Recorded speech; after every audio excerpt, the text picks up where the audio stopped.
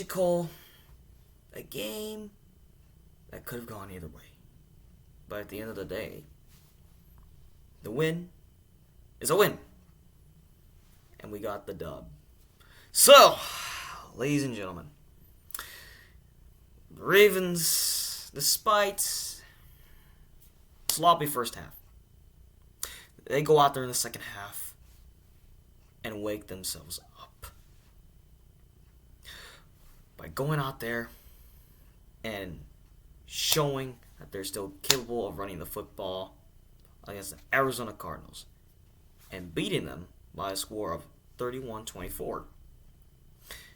In a game where I thought it was going to be a blowout, turns out it was just going to be close for not even that long. Special teams, sloppy at the end. Offensively, a couple mistakes here and there. But defensively, solid for most of this game. Let me break this down. Start off with the defense, which, by the way, is the stars of the game. Defense, despite giving up that first drive touchdown, flawless through most of this game. I'm telling you this right now. This defense does feel like, it's not the 2000 Ravens defense, but it does certainly feel like it. Roquan Smith providing great leadership. Secondary, picking off Josh Dobbs piece by piece. And then to make things even more interesting, player of the game for the defense, Michael Pierce. This guy had himself a day. He was just crushing that center for the Cardinals all day. He was just tearing that offensive line apart. Showing off that he can get to the quarterback time after time after time. But of course, there's some flaws in the end because the defense got worn down due to a special teams mistake. But then to make matters worse, yes, Odafe Owe, he went down with an injury. He went to the blue tent. Hopefully that injury is not that severe, and hopefully you'll be okay some time later. Now, other than that, defense solid for most of this game. Let's go to the offense. Obviously, coming off a week where you dropped 38 points against the Detroit Lions, and Lamar was just throwing some flawless passes left and right. He threw 3 touchdowns. He also had a run in for a touchdown. Today, the exact opposite. And like he said in his interview, that game against the Lions did not matter. They want to be consistent game after game. And this game shows why he was not happy about that win against the Lions. It was just inconsistent football from the offense for a majority of this game until they had to wake up in the second half and put up more points on the board. Because this Cardinals team was physical on them in the very first quarter. They responded with a touchdown run by Gus Edwards. Oh, not Gus Edwards. It was Mark Andrews on the touchdown pass that Lamar threw. I believe that was his only touchdown pass that he threw for a majority of this game. And then Gus Edwards had that walk-in touchdown as well. 14 points put up in the first half. Not what we wanted.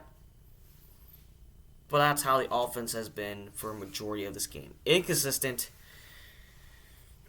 Which I'm still concerned about. But at the end, they did do enough to get the victory. Now, I will say this, though. The run game was not on point in the first half.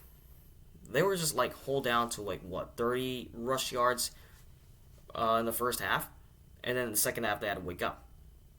Because the Cardinals were running the ball on us all day. We had to respond. And that's why we had Gus Edwards there to help us out. Yeah, and Justice Hill. And obviously Lamar Jackson himself. Take a look at right here, the stats. 18 of 27, 157 yards passing, a touchdown, no picks. However, he did get sacked 4 times. QBR of 39. Passer rate of 94. Not as good of a performance than week 7. O-line just needs to make their adjustments big time, get better at blocking, and be disciplined. Simple as that. The run game, 130 yards rushing, great turnaround. Now the pass game. Mark Andrews had himself a solid game, as well as Justice Hill. But those catches were just for first downs. Like, they just gotta make some more big plays down the field. I know Lamar's more focused on the pass game because of Todd Monken's schemes of offense, but they just need to be consistent. They gotta get better. They look rusty in this game, to my opinion. They just gotta be better. But until then, the receiving core and the tight ends, they just gotta show up to play each and every week. That's all I can say about that. Nothing will change to Todd Monken's offense. They just gotta be better. Now, if you take a look at the defensive stats right here. Geno Stone got himself a pick. I believe Brandon Stevens got one as well.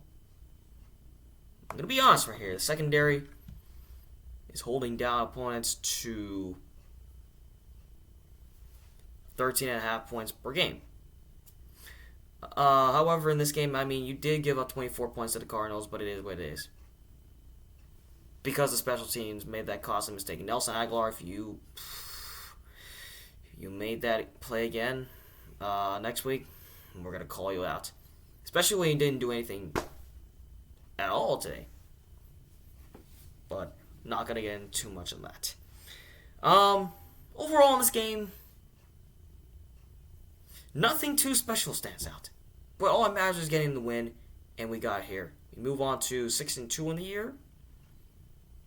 30 straight wins, and also tied with the Dolphins, Chiefs, and the Kansas City Chiefs for best records in the AFC. And all 4 of these teams are leading their divisions. So we'll see how that race goes on from there. Now, moving forward to next week. Against the Seahawks, should be a competitive game. They just beat the Cleveland Browns today. An epic game at Seattle. So that should be a great offensive game that's going to stand out from there. But until then, I will have a special guest waiting for you next video.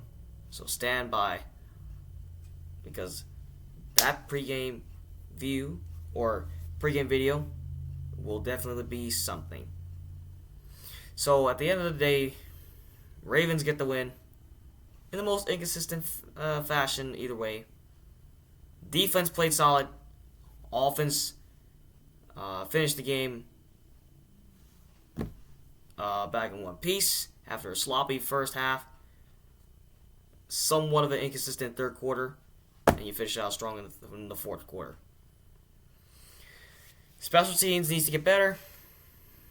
But until then, you just got to get better each and every week. And that's pretty much all I got to say. Nothing needs to be said. That being said, that's all I got to say. Let's get it.